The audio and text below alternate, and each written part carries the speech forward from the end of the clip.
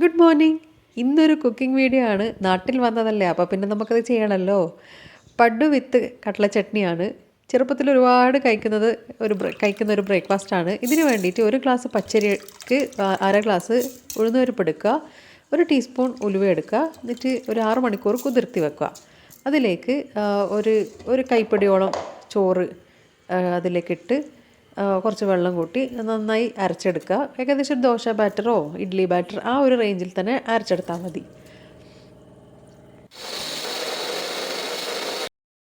നല്ല സോഫ്റ്റായിട്ട് അരച്ച് കിട്ടിയിട്ടുണ്ട്. ഇപ്പോൾ ഇത് നന്നായിട്ടൊന്ന് കയ്യിൽ മിക്സ് ചെയ്തിട്ട് എടുത്ത് വെക്കുക. എന്നിട്ട് ഇത് ഓവർനൈറ്റ് ഒന്ന് പുളിപ്പിക്കാൻ വേണ്ടിയിട്ട് വെക്കുക.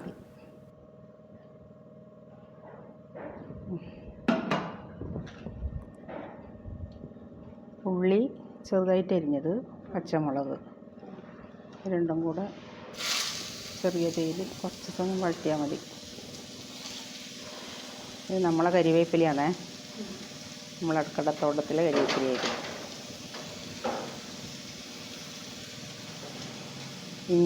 ഇഞ്ചി വേണ്ട, ഇഞ്ചി കൂട്ടൂല.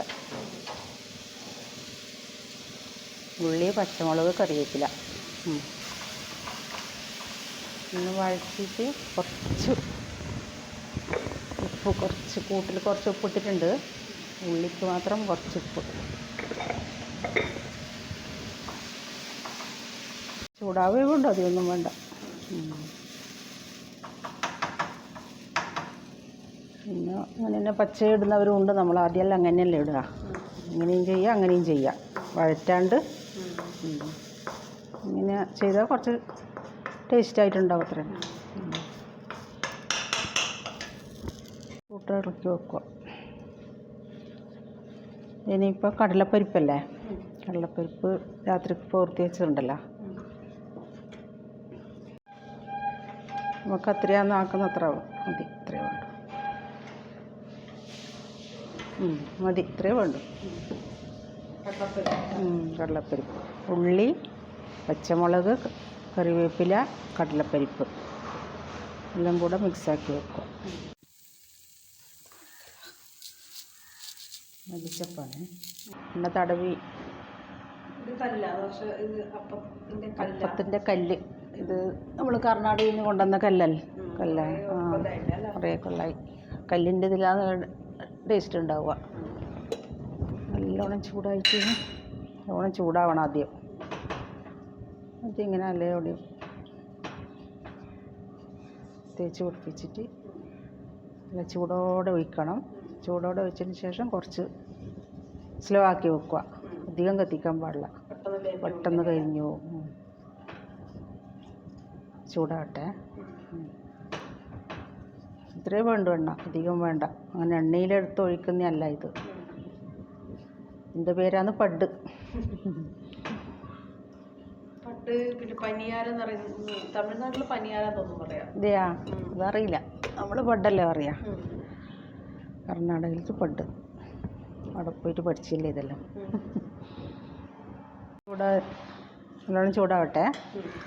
ഇപ്പം നമുക്ക് ചട്നീൻ്റെ എല്ലാം എടുത്ത് വെക്കാം. എല്ലാം നേരത്തെ എടുത്ത് വെച്ചിട്ടുണ്ട്.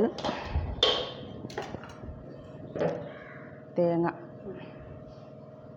നമുക്ക് അത്ര വേണമെന്ന് അത്ര എടുത്താൽ മതി. ഇതിന് കണക്കൊന്നുമില്ല, അത്ര മതി. പിന്നെ പച്ചമുളക്,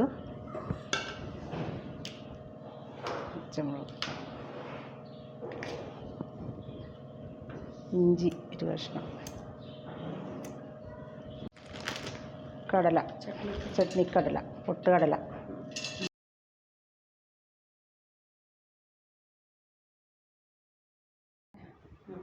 പുളി, 4 വെളുത്തുള്ളി, പിന്നെ കുറച്ച് മല്ലിച്ചപ്പ്. ഇത്രയേ വേണം ചട്നിക്ക്.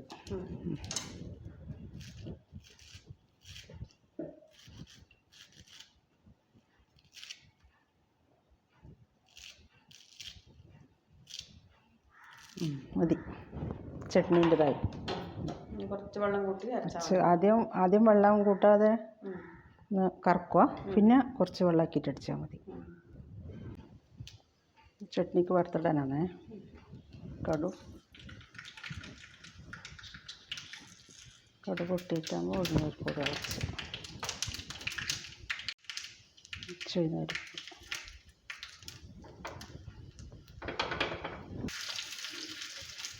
ഇത്രയും വേണ്ട.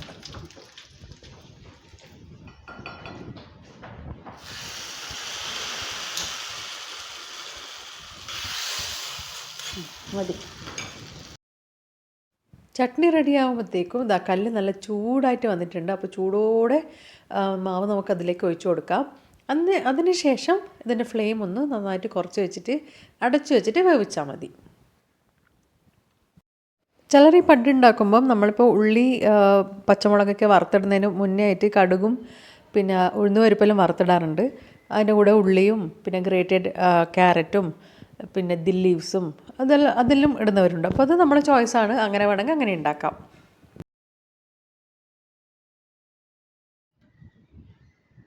പഡ് റെഡി ആയിട്ടാ. പൊളിഞ്ഞ് കിട്ടുന്നുണ്ട്, പറ്റിപ്പിടിക്കാണ്ട്. കർണാടക പഡ് റെഡി. അങ്ങനെ പഡ് റെഡിയായി. ഈ കാണുന്നത് പണ്ട് ഞാൻ വരച്ചൊരു പെയിൻറ്റിംഗ് ആണ്. അപ്പോൾ പിന്നെ പഡ് കഴിക്കാൻ പോവുകയാണ്. അമ്മയും ഞാനും കഴിക്കാൻ സ്റ്റാർട്ട് ചെയ്തു. അടിപൊളി ടേസ്റ്റ് ഉണ്ടായിരുന്നു. അച്ഛൻ നേരത്തെ കഴിച്ചു, കാരണം അച്ഛനൊരു ടൈമുണ്ട്, ആ ടൈമിൽ അച്ഛൻ കഴിച്ചിട്ടുണ്ടാവും. അപ്പോൾ നമ്മളിങ്ങനെ കുറച്ച് പഡിൻ്റെ കാര്യങ്ങളും അതെല്ലാം പറഞ്ഞിങ്ങനെ സംസാരിച്ചുകൊണ്ട് ഫുഡങ്ങ് കഴിച്ചു. അപ്പോൾ ഡെയിലി ദോശയും ഇഡ്ഡലിയും പുട്ടെല്ലാം കഴിച്ച് മടുത്തവരുണ്ടെങ്കിൽ അവർക്ക് ഈ പഡൊന്ന് ട്രൈ ചെയ്ത് നോക്കാം. ഈസിയാണ്. ഏകദേശം ബാറ്ററെല്ലാം സെയിം തന്നെയല്ലേ, അപ്പോൾ പിന്നെ വലിയ ബുദ്ധിമുട്ടൊന്നുമില്ല. നല്ല ചട്നി ആകുമ്പോൾ നല്ല കോമ്പിനേഷനാണ്. അപ്പോൾ വീഡിയോ ഇഷ്ടപ്പെട്ടാൽ do like, share, subscribe. Thank you.